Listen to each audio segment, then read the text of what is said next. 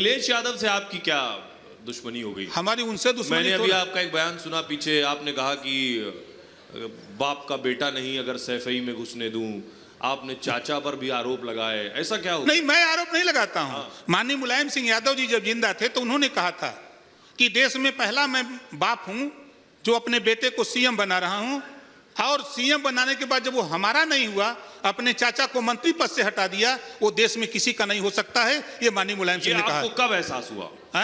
ये आपको एहसास कब हुआ? 2022 ये एहसास हुआ जब गए साथ में, तब जब साथ में गए तब। इस नाते जब उनके साथ गए। नहीं, लेकिन राजभर ये तो उधर से आवाज आ रही है। नहीं, आवाज आ रही है, उसका उत्तर देंगे। जी बोलिए। हम उत्तर देंगे। बीच बीच में छोड़ के क्यों जा रहे हैं? अच्छा ये बताइए, देखिए सवाल यही है।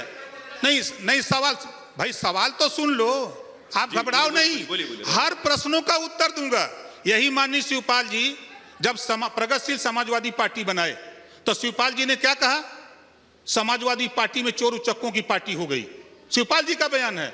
शिवपाल जी ने कहा कि समाजवादी पार्टी में शराब माफिया आ गए हैं। शिवपाल जी ने कहा था कि समाजवादी पार्टी में गरीबों की जमीन कब्जा करने वाले लोग आ गए हैं। ये हम नहीं कह रहे, शिवपाल यादव जी कहे थे। क्यों कहे थे? आपने अभी कहा कि 2022 में इस बात का एहसास हुआ, जो उनके साथ मैं क्या कह रहा हूं? तो 2017 में चाचा से अलग हो गए थे, तभी चाचा ने अलग पार्टी बना ली। 2000 देखिए, जैसा जिक्र रोहिणी आयोग का हुआ ना, मेरी बात जो 27% आरक्षण का लाभ 3 सितंबर 2013 को हाई कोर्ट ने कहा था कि उत्तर प्रदेश में 27% आरक्षण का लाभ कुछ जातियां उठा रही हैं, इसको बांट करके सभी जातियों को दिया जाए। मुख्यमंत्री कौन था? माननीय अखिलेश यादव जी। नहीं दिया, हिस्सा नहीं दिया।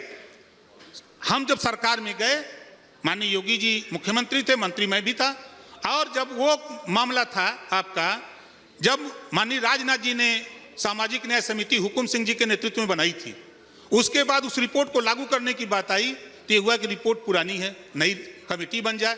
तो माननीय राघवेंद्र सिंह के नेतृत्व में कमेटी बनी और रिपोर्ट आ गई 7/9/11 रिपोर्ट लागू करने के लिए।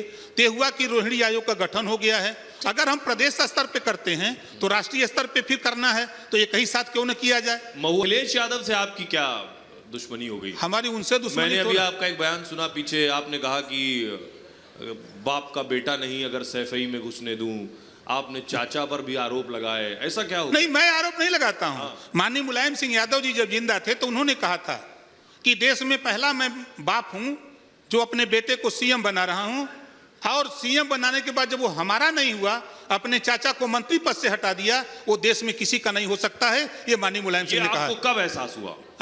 ये आपको एहसास कब हुआ? 2022 ये एहसास हुआ जब गए साथ में, तब जब साथ में गए तब। इस नाते जब उनके साथ गए। नहीं, लेकिन राजभर ये तो उधर से आवाज आ रही है। नहीं, आवाज आ रही है, उसका उत्तर देंगे। जी बोलिए। हम उत्तर देंगे। बीच बीच में छोड़ के क्यों जा रहे हैं? अच्छा ये बताइए, देखिए सवाल यही है। नहीं सवाल भाई, सवाल तो सुन लो, आप घबराओ नहीं। हर प्रश्नों का उत्तर दूंगा। यही माननीय शिवपाल जी जब प्रगतिशील समाजवादी पार्टी बनाए तो शिवपाल जी ने क्या कहा? समाजवादी पार्टी में चोर उचक्कों की पार्टी हो गई। शिवपाल जी का बयान है। शिवपाल जी ने कहा कि समाजवादी पार्टी में शराब माफिया आ गए हैं। शिवपाल जी ने कहा था कि समाजवादी पार्टी में गरीबों की जमीन कब्जा करने वाले लोग आ गए हैं। ये हम नहीं कह रहे, शिवपाल यादव जी कहे थे।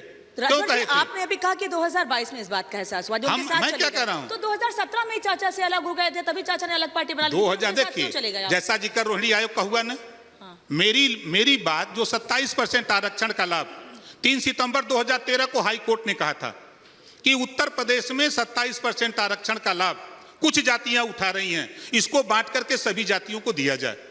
मुख्यमंत्री कौन था? माननीय अखिलेश यादव जी। नहीं दिया, हिस्सा नहीं दिया।